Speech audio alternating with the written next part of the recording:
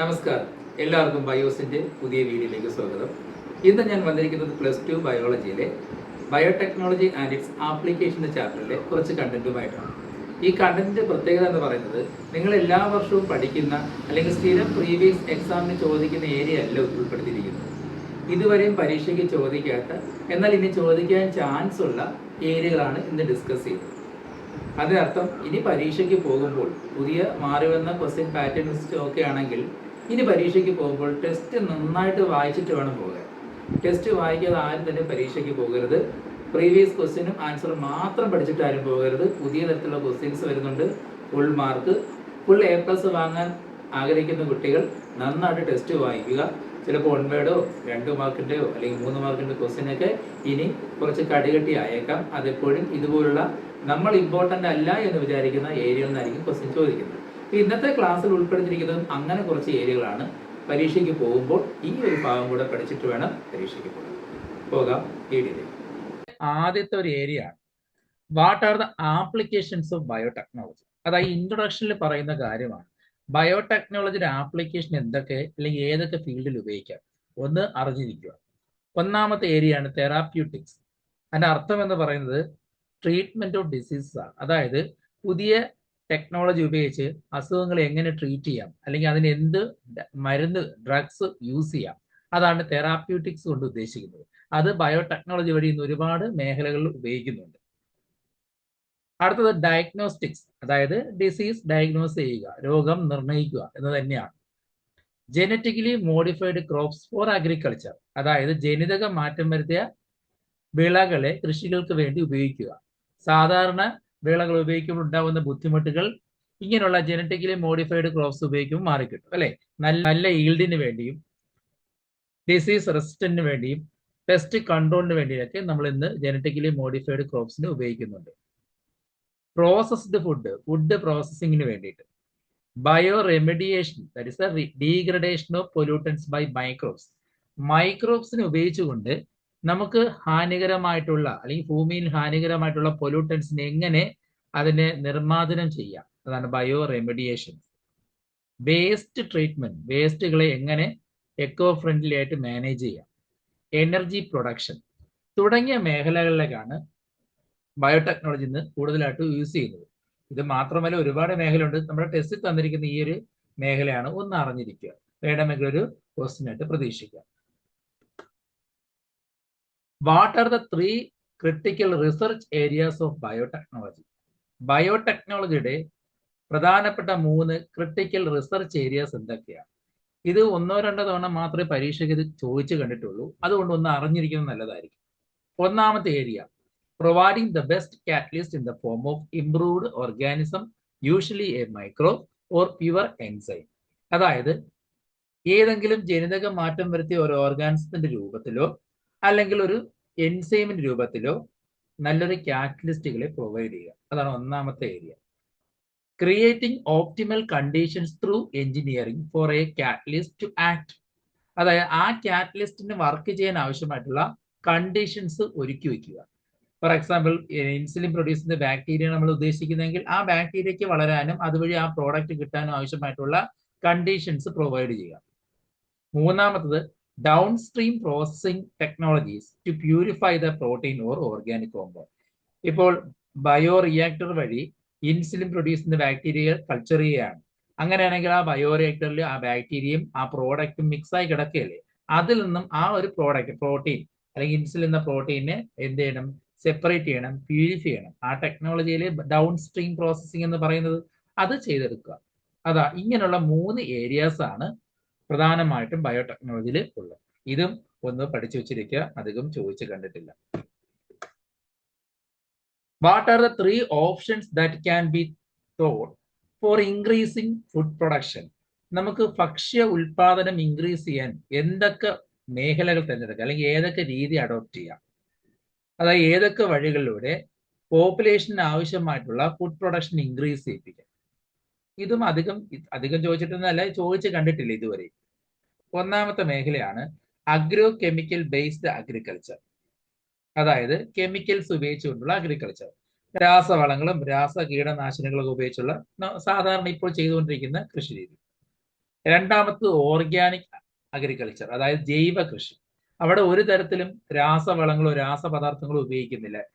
എല്ലാം ജൈവപരമായിട്ട്, അതായത് bio manoeuvre അങ്ങനെയുള്ള രീതിയിലുള്ള കൃഷി രീതിയാണ് ഓർഗാനിക് അഗ്രികൾച്ചർ. മൂന്നാമത്തെ മേഖലയാണ് genetically engineered crop based agriculture. നേരത്തെ പറഞ്ഞതുപോലെ ജനിതകം മാറ്റം വരുത്തിയ ക്രോപ്സ്, വിളകൾ ഉപയോഗിച്ചുള്ള കൃഷി രീതി. ഇങ്ങനെ 3 മേഖലകളിലൂടെ നമുക്ക് ഫുഡ് പ്രൊഡക്ഷനിൽ നിന്ന് ഇൻക്രീസ് ചെയ്യാൻ പറ്റും. ഇതും ഒന്ന് പഠിച്ചു വെച്ചിരിക്കുക. The Green Revolution succeeded in tripling the food supply, but yet it was not enough to feed the growing human population. Right? The reasons for decreasing food production. Green revolution എന്താണെന്ന് നമുക്കറിയാം അല്ലെ? Enhanced food production ആണ്. അതായത് പുതിയ variety ചെടികളെ ഉപയോഗിച്ച് ഭക്ഷ്യ ഉൽപാദനം കൂട്ടുന്ന ടെക്നോളജിയാണ് ഗ്രീൻ റെവല്യൂഷൻ. അതുവഴി നമുക്ക് ഒരുപാട് ഫുഡ് സപ്ലിമെന്റ് കൂട്ടാൻ കഴിഞ്ഞിട്ടുണ്ട്. പക്ഷെ അത് ഹ്യൂമൻ പോപ്പുലേഷന് ആവശ്യമായിട്ടുള്ള രീതിയിൽ എത്തിക്കാൻ കഴിഞ്ഞിട്ടില്ല. അതായത് വളർന്നു വരുന്ന ഹ്യൂമൻ പോപ്പുലേഷന് ആവശ്യമായിട്ടുള്ള, അവർക്ക് കിട്ടേണ്ട തരത്തിലുള്ള ഒരു ഫുഡ് സപ്ലിമെന്റ് ഇതുവരെയും ഉണ്ടാക്കിയെടുക്കാൻ കഴിഞ്ഞിട്ടില്ല. പക്ഷെ നമ്മൾ ഗ്രീൻ റെവല്യൂഷൻ വഴി നല്ല രീതിയിലുള്ള ഫുഡ് പ്രൊഡക്ഷൻ ഇൻക്രീസ് ചെയ്യുന്നുണ്ട്. പക്ഷെ ആ ഒരു ഫുഡ് പ്രൊഡക്ഷൻ കൊണ്ട് ഹ്യൂമൻ പോപ്പുലേഷന് മൊത്തത്തിൽ അത് ഉപയോഗപ്പെടുത്താൻ കഴിഞ്ഞിട്ടില്ല, അല്ലെങ്കിൽ അവർക്ക് അത് അനിവാര്യമായി കിട്ടിയിട്ടില്ല. Write the reason for decrease in food production. എന്തുകൊണ്ട് ഇത്രയും ഹ്യൂമൻ പോപ്പുലേഷന് വേണ്ട ഫുഡ് ഉണ്ടാക്കാൻ കഴിഞ്ഞില്ല? അതിന്റെ റീസൺ എന്തൊക്കെയാണ് നോക്കാം. Increased yields have partly been due to the use of improved crop varieties, the use of better management practices and the use of agrochemicals. എന്തുകൊണ്ടാണ് food production green റെവല്യൂഷനിൽ increase ചെയ്യാൻ കാരണം? അത് എന്തുകൊണ്ട് ഇൻക്രീസ് ചെയ്യാൻ നോക്കാം.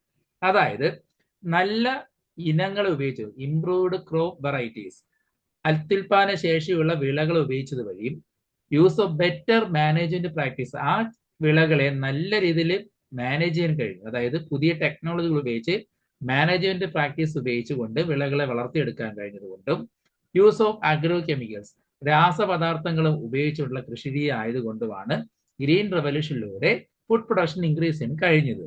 പക്ഷേ the use of better management practices and the use of agrochemicals including fertilizers and pesticides are often too expensive for farmers in the developing world. എന്നാൽ വികസിച്ചുകൊണ്ടിരിക്കുന്ന ഈ ലോകത്ത് സാധാരണക്കാരായ ഫാമേഴ്സിന്, കൃഷിക്കാർക്ക് ഗ്രീൻ റെവല്യൂഷനിലൂടെ പറഞ്ഞിരിക്കുന്ന മാനേജ്മെന്റ് പ്രാക്ടീസസോ അവർ ഉപയോഗിച്ചിരിക്കുന്ന അഗ്രോ കെമിക്കൽസ് ആയ ഫെർട്ടിലൈസേഴ്സോ പെസ്റ്റിസൈഡ്സോ വാങ്ങാനും അത് ചെലവഴിക്കാനുള്ള പൈസ ഇല്ലാത്തവരാണ് അല്ലെ? അത് ഭയങ്കര എക്സ്പെൻസീവ് ആയിട്ടുള്ള ഒരു കാര്യമാണ്. അവർ പറഞ്ഞിരിക്കുന്ന രീതിയിലുള്ള നല്ല ക്രോപ്പ് വെറൈറ്റീസ് വാങ്ങുക, അത് മാനേജ് ചെയ്യാനുള്ള പ്രാക്ടീസസ് ഉണ്ടാക്കിയെടുക്കുക, അതിനാവശ്യമായിട്ടുള്ള അഗ്രോ കെമിക്കൽസ് വാങ്ങുന്നതൊക്കെ സാധാരണ ഫാമേഴ്സിന് എക്സ്പെൻസീവ് ആണ്. അതുകൊണ്ട് അത് ഉപയോഗിച്ചുകൊണ്ട് എല്ലാ ഫാമേഴ്സിനും കൃഷി ചെയ്യാൻ കഴിയില്ല. Further increases in yield with existing varieties are not possible using conventional breeding. എന്നാൽ നിലനിൽക്കുന്ന പുതിയ വെറൈറ്റികൾ വെച്ചുകൊണ്ട് പരമ്പരാഗത രീതിയിൽ കൃഷി ചെയ്യാനും കഴിയില്ല. അതായത് പുതിയ ഇനങ്ങളെ പഴയ രീതിയിൽ നമുക്ക് കൃഷി ചെയ്തുകൊണ്ട് മുന്നോട്ട് കൊണ്ടുപോകാൻ കഴിയില്ല. പഴയ രീതിയിലുള്ള കൃഷി ചെയ്യുമ്പോൾ ചിലപ്പോൾ പെട്ടെന്ന് അസുഖം വരികയും അല്ലെങ്കിൽ ഡ്രൗട്ട് തുടങ്ങിയ അഡ്വേഴ്സ് കണ്ടീഷനെ ഓവർകം ചെയ്യാൻ പറ്റാതാവുകയും ചെയ്യും. അപ്പൊ പുതിയ ഇനങ്ങൾക്ക് പഴയ രീതിയിലുള്ള കൃഷി രീതി ഒരിക്കലും സ്യൂട്ടഡും അല്ല. ഇങ്ങനെയുള്ള കാരണങ്ങൾ കൊണ്ടാണ് ഗ്രീൻ റെവല്യൂഷനിലൂടെ ഫുഡ് പ്രൊഡക്ഷനെ ഹ്യൂമൻ പോപ്പുലേഷന് ആവശ്യമായ രീതിയിൽ ഇൻക്രീസ് ചെയ്യാൻ കഴിയാതെ പോയത്. ഇതൊന്ന് പഠിച്ചു വെച്ചിരിക്കുക, ഇതുവരെ അങ്ങനെ ചോദിച്ച് കണ്ടിട്ടില്ല. Plants, bacteria, fungi and animals whose genes have been altered by manipulation are called genetically modified organisms or GMO. We know that. അല്ലെ? നമുക്ക് എല്ലാവർക്കും അറിയാം, ഏത് ജീവിയുടെ ആണോ അല്ലെങ്കിൽ ഏത് അനിമൽസിന്റെ ആണോ ഏത് ഫംഗസിന്റെ ആണോ ഏത് ബാക്ടീരിയ ആണോ അല്ലെങ്കിൽ ഏതെങ്കിലും ഒരു പ്ലാന്റ്സിന്റെ ആണോ ജീനെ നമ്മൾ മോഡിഫൈ ചെയ്തിട്ടുണ്ടെങ്കിൽ അവരെ വിളിക്കുന്ന പേരാണ് genetically modified organism. GM plants have been useful in many ways. എന്നാൽ ഈ GM ജനറ്റിക്കലി മോഡിഫൈഡ് പ്ലാന്റ്സിന് ഒരുപാട് ഗുണങ്ങളുണ്ട്. What are the advantages of GM plants? ഈ പ്ലാന്റുകൾ കൊണ്ടുള്ള അഡ്വാൻറ്റേജസ്, നേട്ടങ്ങൾ എന്തൊക്കെയാണ്? ഇതൊക്കെ ചോദിച്ചിട്ടുണ്ട്, എങ്കിലും പഠിച്ചു വെച്ചിരിക്കുക. Made crops more tolerant to abiotic stresses like cold, drought, salt, heat. പ്രതികൂല സാഹചര്യങ്ങളായ ടെമ്പറേച്ചറോ സലിനിറ്റിയോ ഡ്രൗട്ടോ കോൾഡോ ഒക്കെ ഇൻക്രീസ് ചെയ്താൽ ആ കണ്ടീഷന് ഓവർകം ചെയ്യാൻ ടോളറേറ്റ് ചെയ്യാനുള്ള കഴിവ് ഈ GM പ്ലാന്റ്സിന് ഉണ്ടായിരിക്കും. Reduced Reliance on chemical pesticides, അതായത് പെസ്റ്റ് റെസിസ്റ്റന്റ് പ്ലാന്റ്സ് ആയിരിക്കും. നമുക്ക് ഒരു പ്ലാന്റിനെ ക്രിയേറ്റ് ചെയ്യാം. എങ്ങനെ? അതായത് ഒരു പ്ലാന്റ് തന്നെ പെസ്റ്റുകളെ കൺട്രോൾ ചെയ്യുന്ന രീതിയിൽ പ്ലാന്റുകൾ ഡെവലപ്പ് ചെയ്തെടുത്താൽ നമുക്ക് പിന്നെ പെസ്റ്റിസൈഡ്സിന്റെ ആവശ്യകതയില്ല, അല്ലെങ്കിൽ അത് ഉപയോഗിക്കേണ്ട ആവശ്യകത വരുന്നു. അതാണ് പെസ്റ്റ് റെസിസ്റ്റന്റ് ക്രോപ്സ് എന്നുകൊണ്ട് ഉദ്ദേശിക്കുന്നത്. Helped to reduce post harvest losses. അതായത് നമുക്ക് വിളവെടുത്തതിന് ശേഷം ഉണ്ടാകുന്ന നഷ്ടങ്ങൾ ഒരുപാട് പരിഹരിക്കാൻ പറ്റും. അതായത് പെട്ടെന്ന് അഴുകത്തില്ല, ചീത്താതിരിക്കാൻ ഇന്ന് ജനറ്റിക്കലി മോഡിഫൈഡ് പ്ലാന്റ്സിന്റെ പ്രോഡക്റ്റിന് കഴിയുന്നതാണ്. Increase the efficiency of mineral usage by plants. അതായത് നിലവിലുള്ള മിനറൽസിന്റെ യൂസേജ് നന്നായിട്ട് യൂസ് ചെയ്യാൻ ഈ ജനറ്റിക്കലി മോഡിഫൈഡ് പ്ലാന്റ്സിന് കഴിയും. അത് മണ്ണിന്റെ ഫെർട്ടിലിറ്റി കുറയുന്നതിന് തടയാൻ കാരണമാകും. അതായത് പെട്ടെന്ന് മണ്ണിലെ ഫെർട്ടിലിറ്റി കുറയില്ല. ഈ പ്ലാന്റ്സ് ആവശ്യത്തിന് മാത്രമേ ആ ന്യൂട്രിയൻസിനെ അബ്സോർവ് ചെയ്യത്തുള്ളൂ. Enhanced nutritional value of food. ഫുഡിനകത്തുള്ള ന്യൂട്രിയന്റിന്റെ അളവ് കൂട്ടുക. For example golden rice. Golden rice എന്ന് പറയുന്നത് വിറ്റാമിൻ എ എൻറിച്ച്ഡ് റൈസ് ആണ്. വിറ്റാമിൻ എയുടെ അളവ് കൂടുതലുള്ള റൈസ് ആണ് ഗോൾഡൻ റൈസ്. അപ്പൊ അതുവഴി അതിനകത്തുള്ള ഒരു ന്യൂട്രീഷൻ അളവിന് മാറ്റം വരുത്തിയിരിക്കുകയാണ്. അപ്പൊ അങ്ങനെ ഇൻക്രീസ് ചെയ്യാൻ കഴിയും. In addition to these uses, GM has been used to create tailor-made plants to supply alternate resources to industries in the form of starches, fuels and pharmaceuticals. അതായത് നമ്മൾ നിർമ്മിച്ചെടുത്ത ജനറ്റിക്കലി മോഡിഫൈഡ് പ്ലാന്റ്സിൽ നിന്നുള്ള product ഉപയോഗിച്ചിട്ടാണ് ഇൻഡസ്ട്രികൾ സ്റ്റാർച്ചോ ഫ്യൂവൽസോ മറ്റു ഫാർമസ്യൂട്ടിക്കൽസോ നിർമ്മിക്കുന്നത്. അപ്പോൾ അവ നിർമ്മിക്കാൻ ആവശ്യമായിട്ടുള്ള ആ ഒരു സോഴ്സായിട്ട് ആക്ട് ചെയ്യുന്നത് നമ്മൾ ക്രിയേറ്റ് ചെയ്ത ജനറ്റിക്കലി മോഡിഫൈഡ് പ്ലാന്റ്സ് ആണ്. ആ പ്ലാന്റ്സിനെയാണ് ടൈലർ മെയ്ഡ് പ്ലാന്റ്സ് എന്ന് പറയുന്നത്. ഇതും ഒന്ന് പഠിച്ചു വച്ചിരിക്കുക. അടുത്തത് ചാപ്റ്ററിന്റെ അവസാന ഭാഗമായ ബയോപൈറസി. അങ്ങനെ അധികം ചോദിച്ചിട്ടുള്ള ബയോപൈറസി വേണമെങ്കിൽ വാട്ട് ഈസ് ബയോപൈറസി ചോദിക്കാം. അത് മാത്രമേ ചോദിച്ചു കണ്ടിട്ടുള്ളൂ ഒൺവേർഡായിട്ട്. What is biopiracy? മലയാളം എന്ന് പറയും വ്യാജ ജൈവ ഉപയോഗം എന്ന് പറയും.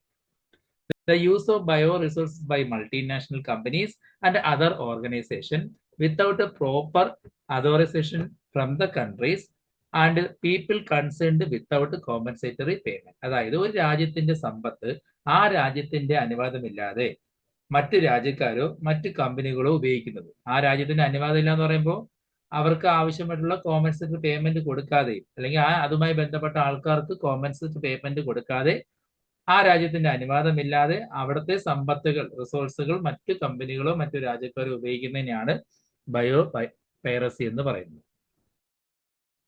What are the reasons for biopiracy? ഇത് അങ്ങനെ ചോദിച്ച് കണ്ടിട്ടില്ല, പഠിച്ചു വെച്ചിരിക്കുക. എന്തൊക്കെ കാരണങ്ങൾ കൊണ്ടാണ് ബയോപൈറസി അല്ലെങ്കിൽ വ്യാജ ജൈവ ഉപയോഗം നടക്കുന്നത്? Developed countries are rich financially but poor in biodiversity and traditional knowledge. അതായത് ഇപ്പൊ വികസിത രാജ്യങ്ങൾ, അമേരിക്ക പോലുള്ള വലിയ വലിയ വികസിത രാജ്യങ്ങൾ എടുക്കുകയാണെങ്കിൽ അവർ ഫിനാൻഷ്യലി സ്റ്റേബിൾ ആയിരിക്കും, ഫിനാൻഷ്യലി റിച്ച് ആയിരിക്കും, പക്ഷേ അവർക്ക് ബയോഡൈവേഴ്സിറ്റി വളരെ കുറവായിരിക്കും, അതുപോലെ ട്രഡീഷണൽ നോളജ് കുറവായിരിക്കും. അതൊരു റീസൺ ആണ്. അതുകൊണ്ടാണ് അവർ മറ്റു രാജ്യത്തെ റിസോഴ്സ് യൂസ് ചെയ്യുന്നത്. Developing and under developed countries are rich in biodiversity and traditional knowledge. India പോലുള്ള ഡെവലപ്പിംഗ് അല്ലെങ്കിൽ അണ്ടർ ഡെവലപ്ഡ് കൺട്രീസ് ഒക്കെ എന്തായിരിക്കും? ബയോഡൈവേഴ്സിറ്റിയിൽ വളരെ റിച്ച് ആയിരിക്കും. നമുക്ക് ഫിനാൻഷ്യലി സ്റ്റേബിൾ അല്ല, പക്ഷേ ബയോഡൈവേഴ്സിറ്റി റിച്ച് ആയിരിക്കും. ആൻഡ് ട്രഡീഷണൽ നോളജ് ഉണ്ട്, ആവശ്യത്തിന് ട്രഡീഷണൽ നോളജ് ഉണ്ട്. ഈ രണ്ട് കാര്യങ്ങളും കാരണങ്ങൾ കൊണ്ടാണ് ബയോപൈറസി സംഭവിക്കുന്നത്. ഒരു രാജ്യത്ത് സമ്പത്ത് ഉണ്ട്, പക്ഷെ അവർക്ക് ബയോഡൈവേഴ്സിറ്റി ഇല്ല. വേറൊരു രാജ്യത്ത് സമ്പത്തില്ല, പക്ഷെ ബയോഡൈവേഴ്സിറ്റി ഉണ്ട്. എങ്കിൽ ബയോപൈറസി നടക്കാനുള്ള ചാൻസ് കൂടുതലാണ്. This inequality leads to biopiracy. ഇതുകൊണ്ടാണ്, ഈ രണ്ട് വൈരുദ്ധ്യം കൊണ്ടാണ് ബയോപൈറസി നടക്കുന്നത്. പഠിച്ചു വെച്ചിരിക്കുക, അങ്ങനെ ചോദിച്ചിട്ടില്ല. How can be stop biopiracy? നമുക്ക് എങ്ങനെ ഈ ബയോപൈറസി തടയാം? ഒറ്റ വഴിയേ ഉള്ളൂ, take legal action by government. ആ രാജ്യത്തെ ഗവൺമെന്റ് ലീഗൽ ആക്ഷൻ വഴി അതിന് തടയാം. അല്ലെങ്കിൽ ഡെവലപ്സ് ലോസ് അഗെയിൻസ്റ്റ് ബയോപൈറസി, അതിനെതിരെയുള്ള ലോസ്, നിയമങ്ങൾ കൊണ്ടുവരിക. ഇന്ത്യൻ പാർലമെന്റ് ബില്ലൊക്കെ കൊണ്ടുവന്നിട്ടുണ്ടല്ലോ, അതുവഴിയൊക്കെ നമുക്ക് എന്ത് ചെയ്യാം? ബയോപൈറസി തടയാൻ പറ്റും. പേറ്റന്റ് ബില്ല് ഉപയോഗിക്കുക. അല്ലെങ്കിൽ വേണമെങ്കിൽ answer why providing patent bill വഴിയൊക്കെ നമുക്ക് എന്ത് ചെയ്യാൻ പറ്റും? ബയോപൈറസി തടയാൻ പറ്റും. Give an example for biopiracy. ഒരു എക്സാമ്പിൾ ബയോപൈറസി എഴുതാൻ ചോദിച്ചാൽ എന്ത് എഴുതാം? Turmeric and neem are some products how patents in other countries. ഇന്ത്യയിൽ ഉണ്ടായിരുന്ന ടർമറിക്കും നീമൊക്കെ ഇന്ന് മറ്റു രാജ്യക്കാർ പേറ്റന്റ് എടുത്തിരിക്കുകയാണ്. അവർക്കാണ് അതിന്റെ അവകാശം. നമുക്കിപ്പോൾ ഒരു അവകാശവും ഇല്ലാതൊരു ബയോപൈറസിക്ക് എക്സാമ്പിൾ ആയിട്ട് പറയാം. Indian basmati was crossed with semi-dark variety by American company and claimed as new variety and got patent through US Patent and Trademark Office.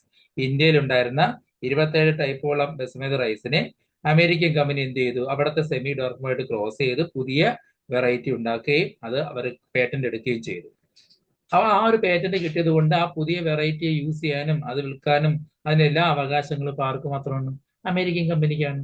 ഇന്ത്യയുടെ പ്രോഡക്റ്റ് ആണ് അവർ പുതിയൊരു വെറൈറ്റി ആക്കി മാറ്റിയത് അല്ലേ? അതും ബയോപൈറസിക്ക് എക്സാമ്പിളാണ്. അപ്പോൾ ഇന്നത്തെ ക്ലാസ്സിൽ നമ്മൾ ഡിസ്കസ് ചെയ്തത് ഇതുവരെയും പരീക്ഷയ്ക്ക് ചോദിക്കാത്ത ഏരിയകളാണ്. അതായത് നിങ്ങൾ ഈ ചാപ്റ്ററിൽ കുറേ കാര്യങ്ങൾ പഠിച്ചിട്ടുണ്ട്. Tissue culture, gene therapy, transgene ആനിമൽസിൻ്റെ യൂസസ്. ആ ടോപ്പിക്കെല്ലാം നിങ്ങളിപ്പോൾ തറവാക്കി വെച്ചിരിക്കുകയായിരിക്കും. അതിൻ്റെ കൂടെ ഈ ക്ലാസ്സിൽ പറഞ്ഞ ഏരിയ കൂടെ ഒന്ന് പഠിച്ചു വെച്ചിരിക്കുക. ഈ ഏരിയ കൂടെ പഠിക്കാതെ ഒരിക്കലും പബ്ലിക് എക്സാമിന് പോകരുത്. കാരണം ടെസ്റ്റ് നന്നായിട്ട് വായിച്ചാൽ മാത്രമേ ഇനിയുള്ള എക്സാംസിന് A+ ഫുൾ മാർക്കൊക്കെ മേടിക്കാൻ കഴിയും. അപ്പോൾ ഫുൾ മാർക്ക് വാങ്ങാൻ നിൽക്കുന്നവരും A+ വാങ്ങാൻ നിൽക്കുന്നവരൊക്കെ ടെസ്റ്റ് നന്നായിട്ട് വായിച്ചിട്ട് വേണം പോകാൻ. എപ്പോഴും പ്രീവിയസ് എക്സാമിന് ചോദിച്ച ക്വസ്റ്റ്യനും അതിന് ആൻസർ മാത്രം പഠിക്കരുത്.